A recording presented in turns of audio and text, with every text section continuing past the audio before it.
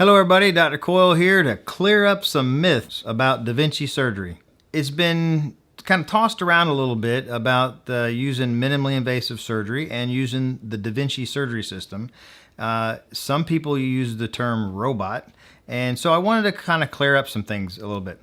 Oftentimes when you're talking to a guy maybe that's going to have surgery and he says robot and you're like, ooh yeah, I'm going to have robotic surgery, but a lot of times in what I do, a lot of women don't really want to hear about a robot doing any kind of surgery on them at all. The Da Vinci surgery system is actually not a robot. Robot kind of gives you that idea that the robot is actually doing the surgery itself. That is not the case at all. The Da Vinci surgery system is actually telesurgery. Telesurgery is where the surgeon is actually manipulating the instruments and then the Da Vinci system moves with whatever the surgeon is doing.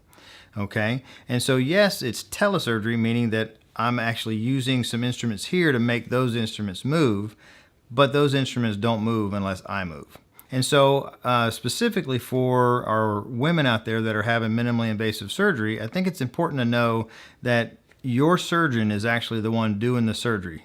The Da Vinci system is not. But it's important to make sure that you pick someone who has a certain level of experience and expertise with the Da Vinci surgery system. Here at Coyle Institute, we've done well over 1,000 Da Vinci surgeries, and so been doing Da Vinci surgeries for a very long time, and we would love the opportunity to sit down and talk to you about your options for minimally invasive surgery.